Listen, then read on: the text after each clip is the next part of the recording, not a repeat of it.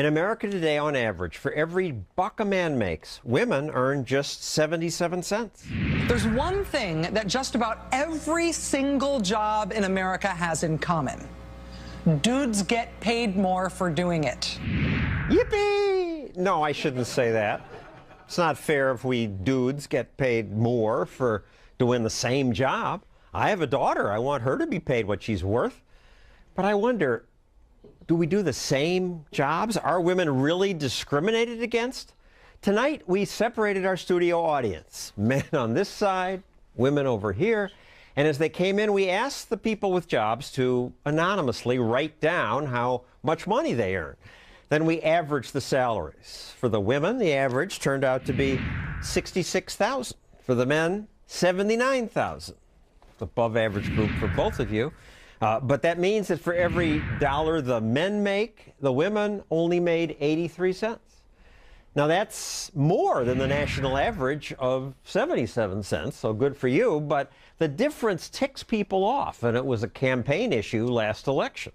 President Obama knows that women being paid 77 cents on the dollar for doing the same work as men isn't just unfair, it hurts families. It's time to close that gap. $1 versus 77 cents? What horrible discrimination, says the author of Cult of Power, Sex Discrimination in Corporate America. That's Martha Burke. Martha, this gap is because of discrimination?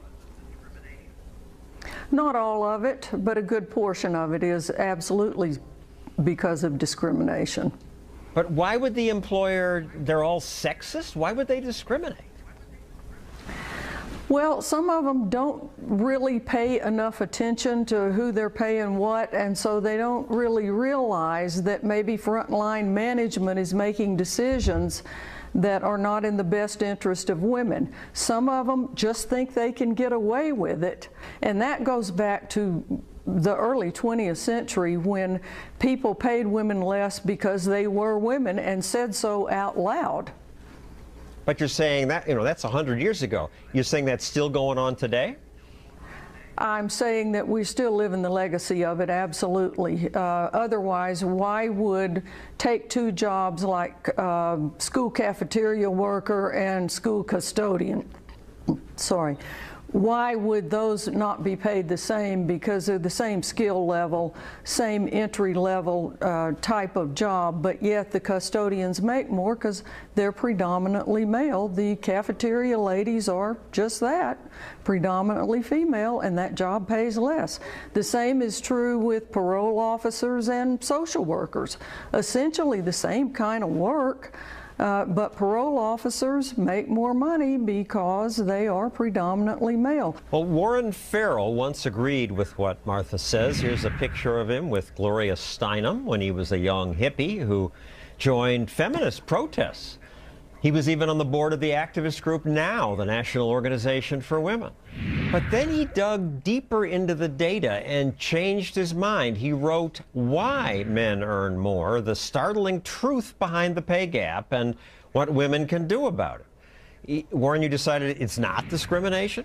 What I came to understand was that the pay gap is not about men and women, it's about mothers and fathers. There's 25 different work-life choices that men and women make.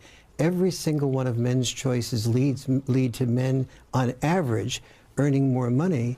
Every single one of women's choices leads them to having a more balanced life, which usually ends up being a happier life. So actually... You say women are smarter than men. Women are much smarter than men. We knew that, John. Because the man is more willing to travel, work a dangerous job, sacrifice his family life for work. Women are more grounded and well-rounded. Yeah, I mean, people pay for what they need, and men go into the hazardous jobs that are likely to pay more given the amount of education they have. They're more likely to work extra weekends, travel. Martha, what do you say about that? I think Mr. Farrell's data are bogus. Everybody agrees that even in female-dominated jobs like nursing and teaching, men make more. I just read a study before I came on the air by the American Bar Association. Full partners in law firms, there is a huge gender pay gap. Warren, the nurses are getting ripped off. Well, nurses might be, but it helps to know that a anesthetist earns about $125,000 to $150,000 a year. If you're a nurse, you earn much less than that. So let's teach our daughters the specializations they can enter, where they can out-earn men, rather than have all this. But you're saying the girls are dumb and they could make more money, and they foolishly choose art history, not knowing it'll pay less? Well, if they are taught only about discrimination, they're not taught about how unlikely they are to get a job if they're a French literature or an art history major, and they only care about fulfillment. We have to teach both our daughters and our sons trade-offs.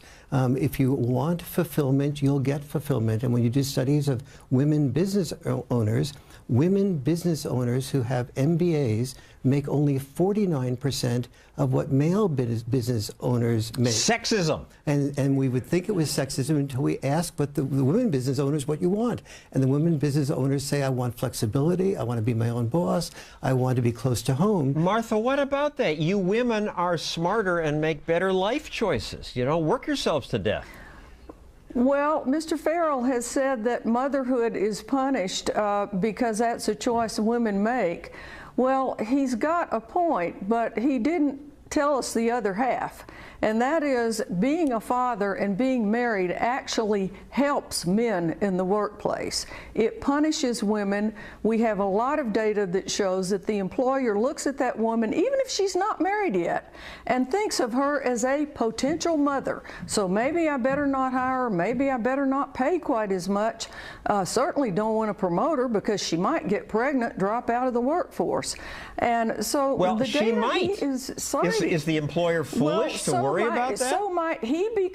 Well, that's because the culture and our society punishes women for being mothers. There's no organized child care, for example. When women make about $100,000 or so a year, they start asking a different set of questions. Many women say, what do I want out of my life? Do I want to make $200,000 a year, or do I want more personal time? Do I want more time with my children? Do I want more time at the gym? Do I want more spiritual time? Do I want more time with my spouse? And women are more likely to say, I want a balanced life. And so they don't go to the very highest level because they're not stupid.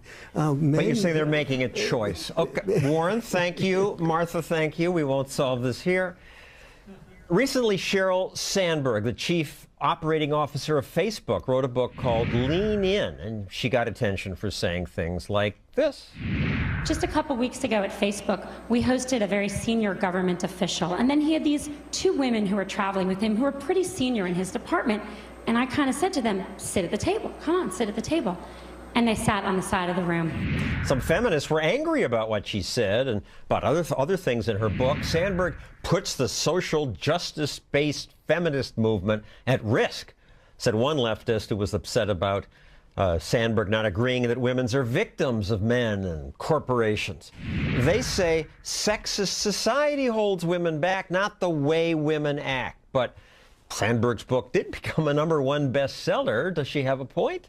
Yes, says Sabrina Schaefer of the Independent Women's Forum. So go take it away. Yeah, I thought Sandberg offered a very thoughtful assessment of women in the workplace. She did not initially lament workplace culture as sexist. She did not offer public policy prescriptions. She just gave sort of nuts and bolts suggestions to women who have high aspirations and strong career path aspirations, and said, here are some real things that you can do to better yourself. It was sort of a self-help style women need feminism. to be told, if they want to advance in the company, to take a seat at the table? Well, actually, yes. The fact is that Sandberg picks up on some very sensitive gender differences, that men and women are different. And the more that we can sort of recognize and accept those differences, the better we are. So she says, look, women don't negotiate their salaries. I was one of those women. My brother told me he negotiated every salary he had.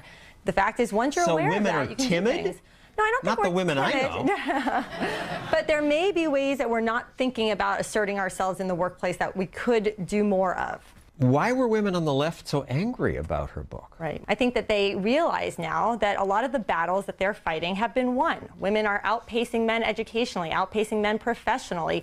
There's, after a while, sort of a big sigh. Really, are we still having this conversation? Yeah, and you live longer than we do. You're getting all the breaks. I know. But there's one place I agree with some of the feminists. I think that Sandberg is a little bit out of touch, and here's why. I don't think that most women want what Sheryl Sandberg wants.